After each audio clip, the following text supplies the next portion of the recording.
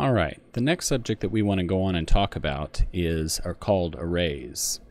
Arrays in JavaScript are sometimes thought of as being a new or separate data type, but in actuality arrays are really just a type of object. So if you wanted to, you could consider them to be another complex data type, but in actuality they're nothing but sort of a special case object.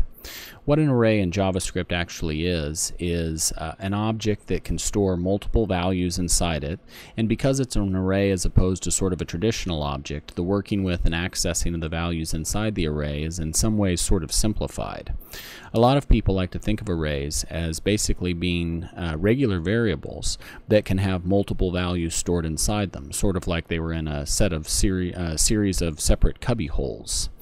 Since arrays are kind of a data structure, an object, they will be stored in a variable. So we could, for example, say here we have an array that can store 5 separate values and 5 separate cubby holes. If you want to use that terminology, technically each one of those squares would be called an element. And we could have all of those stored here under a variable name, for example, days, maybe for storing the days of the week or something like that. Each one of the separate elements inside this array is going to have an index number or a subscript number assigned to it, and it's actually going to be that index number that we use to access and differentiate between the different values that are stored in the array. And like I mentioned before, each one of the separate elements of the array can have a different value stored inside of it. When it comes time to actually work with arrays, the way we're actually going to access the different values inside them is by using what's called array subscript notation. Basically what this is the name of the array in which the array is stored, the name of the variable in which the array is stored, followed by a set of square braces. Inside the square braces we then put in an index number, some integer value, some numeric value, and it's that numeric value which says which one of the different elements of the array that we're actually going to be working with. So here I have days element 0, which means I would be working with the place where Monday is currently shown. I could assign values to that element of the array. I could look at the value that's already stored there, pretty much anything I need to do. So let's go on and take a look at these things actually being used. To demonstrate the use of arrays, what I wanted to do here was put together a little program that's going to kind of operate on the imaginary basis that what we need is to be able to take a numeric day of the week and translate it into an actual string-based name of a day of the week. So I'm talking about doing something like saying day 2 of the week would be, let's say if Sunday is 1, Monday's 2, then day 2 would be Monday is what we'd want it translated into. So if you think about how we might go about doing something like that, we could just put in a bunch of conditional operators at this point that says if the number we're looking for is 1, print out Sunday. If it's 2, print out Monday. But we could actually use arrays to make this quite a bit easier. So I think what I'm going to do is I'm going to start up here in the head section. I'm going to put a set of script tags in up here, and what I want to do at this point is I want to create an array. So I'm going to create a variable to hold my array. I'm going to call it weekdays. And into that, I'm then going to put a new array. Right? When I actually create a new array this way, I have the option of specifying between the parentheses here a number or leaving it out. If I actually put in a number, then the new array that's created will be that particular size. So in this kind of situation where I know that I want an array that will hold 7 items, I could go ahead and put a 7 there, for example. If I were to leave that number out, which is also perfectly acceptable, then what JavaScript would do is it would start me off with a fairly small array, and then it would simply expand the array as new information was added to it. Having the array already set to the size that we need is slightly more efficient, and it only costs me one number to type, so might as well go ahead and put that in. The next thing I might do then is to actually start assigning values to the array. The array right then at that moment when we actually create it starts off completely empty with each one of its elements being undefined. So if I want it to actually hold the days of the week, I need to go in and actually put the days of the week into the array, something like this. Right. Let me go ahead and just copy and paste that. There we go. Fill in all my other days, each one into a separate element of the array. There we go. So I have element 0 through 6, which totals 7, so that's exactly how big I made my array. And actually, now that I think about it, I want to start my week on Sunday, the way that calendars traditionally do.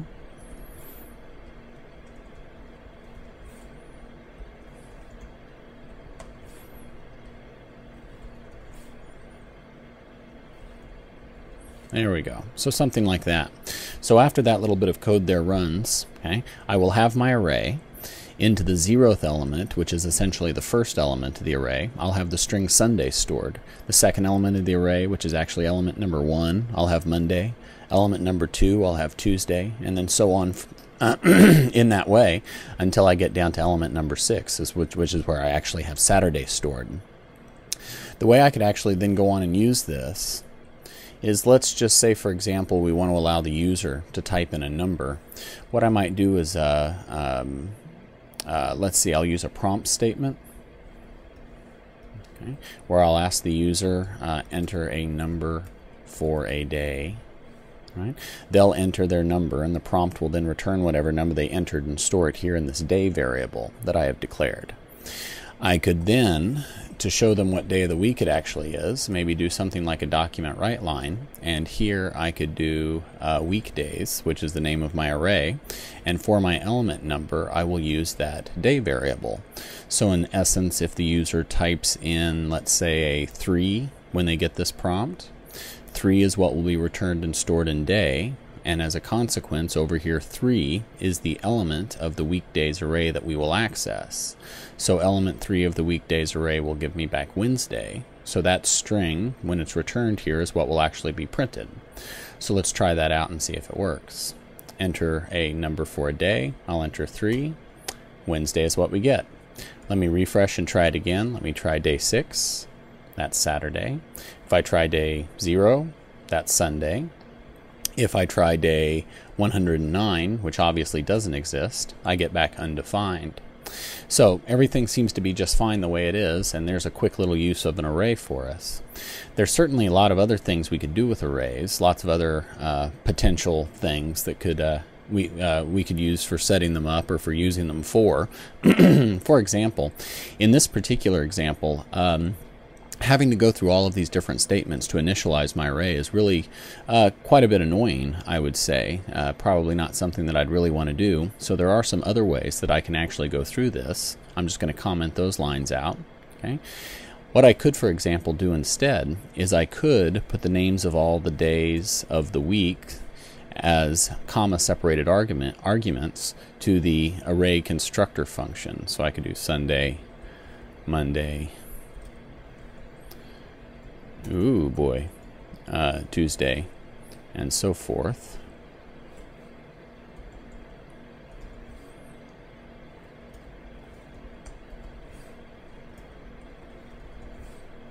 Last one.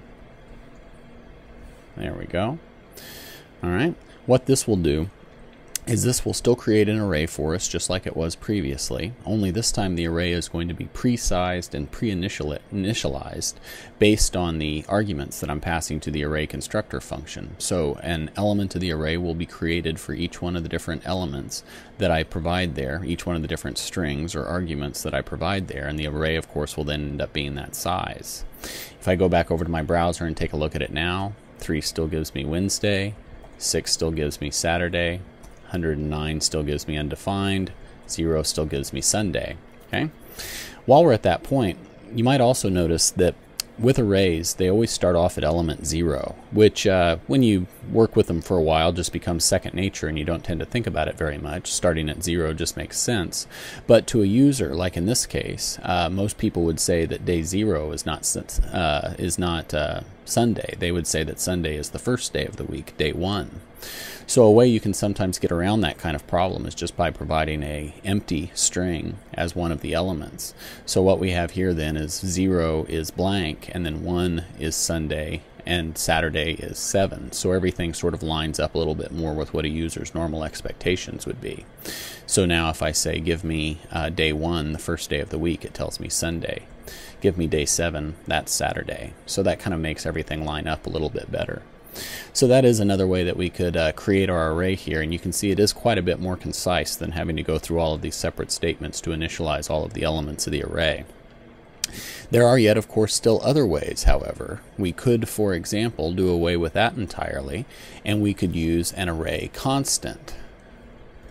Or I'm sorry, an array literal. We know numeric literals and string literals, and we've even talked about object literals. Whenever we want to use an array literal, what we do is we simply provide a set of square braces with all of our arguments inside it. Maybe what I'll actually do here is come back up and copy these that I already have so that I don't have to type them out again, as much as I'm sure you'd like to see that. So something along these lines. That will give me still an array. Okay, this time an array literal. JavaScript will simply understand that when it sees all of these different arguments separated by commas inside a set of square braces, that what we're asking for is to have an array created for us. So if I come back over my browser, hit refresh, day 1 is still Sunday, day 7 is still Saturday, and everything still works just the same way it did before. So you can see everything's pretty flexible. We have quite a few different ways that we can create arrays. Quite a few different ways, of course, that we can actually work with them. Here I'm, of course, just filling an array with values and letting the user then access them. But there's certainly nothing that would stop us from being able to go back and change the value of an array. For example, if one day we decide we want to switch to a slightly different structure for the week, maybe, for example, somebody decides that Mondays are just too depressing, so instead we're going to call that Noah Day, right? Which certainly will make everybody nice and cheerful. Then what we could do is in our weekdays array, we go to element 2, which is the position in the array where Monday is currently stored, and I assign to it the string Noah Day, which of course will replace the string Monday. Go back and take a look at that in my browser. Day 1 is Sunday, day 7 is Saturday, and day 2 is Noah Day. Everybody's favorite day of the week, I'm sure. As I mentioned to you before, arrays are actually a type of object in JavaScript. They're not actually their own separate data type. Just to kind of demonstrate, if I throw some script tags here into the body of a new web page that I'm putting together, and then I create an array, which I will imaginatively call array, I'm going to create it here as an array literal, and I'll just put in the values 1, 2, and 3, which of course will go into the 0th element, the number 1 element, and the number 2 element. That gives us a simple little array that we can actually play with there. Now, if I go in and do a document.writeLine and use the type of operator and ask it what data type is array, right? What we'll actually see when we come back over to our browser is that it sure enough reports to us that an array is an object. The actual data type of array is object. Because an array is an object, in a way, that's actually kind of nice because it tells us some things about arrays. We know that arrays can have behaviors associated with them. We know that arrays can have variables or values stored inside them, attributes that describe them. For example, if I do another document.writeLine here, I could say length of array is, and then here I'm going to take the name of my array, which is just array, and I'm going to put .length, which in our object notation we know means that I'm accessing the length data member, or the length attribute or value that's stored inside the variable called array. If I take a look at that in my browser, it tells me the length of the array is 3. And if we come back and remind ourselves what our array actually looked like, right? When I created it, I actually put 3 values into it, and sure enough, length tells me that the size of the array, the length of the array is 3. And that will of course change as I add or remove things from the array. So arrays certainly are objects. Is it also true then to say that objects are arrays? Well, it's kind of an interesting question. Let's take a look. I'm going to make another set of script tags here inside the head section, and let's make ourselves a little constructor function for, I don't know, let's say a person, where we're going to give them a first name and a last name, and I'm going to pass those 2 values to the constructor function. So I'm going to do this dot first underscore name equals fname. this dot last underscore name equals lname. So two values will be passed to the constructor function, a first name and a last name. The first name will be put into the new object in a variable called first name. The lname value will be put into a variable inside the object called last name. So let me come back down to my body tags, take a look here inside these script tags, and let's create a person called P. Right? For person, I'm going to say person is a new person, and their name will be, let's do Eddie Dean. There we go, something like that. And of course, at that point, I should be able to do something like do a document.writeLine and print out p.firstname, and it should come out as Eddie. If I take a look at my browser, sure enough, there's Eddie. So we have our object. Our object is working just fine. Now here I did p.firstname using the dot notation that we've learned about previously to access the first name attribute that is a part of the person object. But what if instead of doing that, what if I instead tried to access it more like it was an array, something like that? So P is still my object, but instead of doing the dot operator, what I'm now doing is I'm using the array subscript notation, the square braces, and instead of putting an integer value here inside them, what I'm doing is I'm putting in the name of the attribute inside the object as a string. And if I take a look at that over in my browser, you can see that it still works just fine. It still pulls up Eddie. Just to reiterate that, if I were to do the same thing and were to do last name as the property instead, there's Dean. Okay? So it turns out that objects, basically any type of object, can actually be accessed sort of as if it were an array, using the array type notation instead of the dot operator. Now, most of the time, of course, the dot operator is quicker, it's easier, it's cleaner, a lot less typing involved, a lot less chances for mistakes. But occasionally, if you run into a situation where this kind of thing is necessary, it's nice that we are able to access objects this way. For example, what if I wanted to be able to access a value of an array, an attribute of an object, but maybe the actual attribute that I want to access is dynamic. I don't know exactly what it is. What if I, for example, had a variable called attribute or attrib, and I had stored in it last underscore name, the name of one of the object's attributes?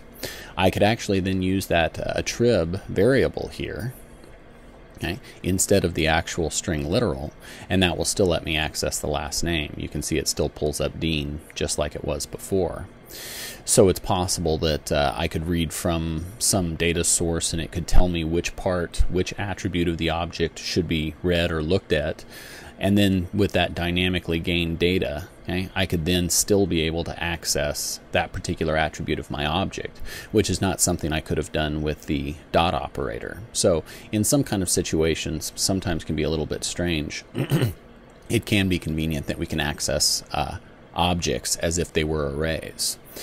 So the original question was, if arrays are a type of object, are objects a type of array? And I would say in general, yes, they pretty much are. But the correspondence, the relationship between the two is not actually perfect. For example, up here where I have my array called array, in element 0 it has the string 1 stored. If I put in a document.writeLine array element 0, and I'm going to follow that with a break. Okay, it prints out 1, just like you'd expect. Okay, but if we can access objects like they were arrays, can we access arrays like they were objects? Basically, instead of the array subscript notation, could we use the dot operator instead, like that? And in that case, the answer is no. Everything kind of blows up. It doesn't recognize it. And really what the problem is here is that 0, of course, is numeric. What it's expecting after the dot operator is a variable, and variables are not allowed to be purely numeric or to start with numbers. You might remember way back in a previous episode when we talked about the rules for naming variables. So what if it wasn't numeric? What if I put quotes around it and turned it into a string? You can see the answer is still no. Everything breaks. So I can access objects like arrays, but I cannot access arrays like objects. But then kind of the funny part is that arrays actually are objects. So there is a strange relationship between the two, and which one you use often will kind of depend on the situation.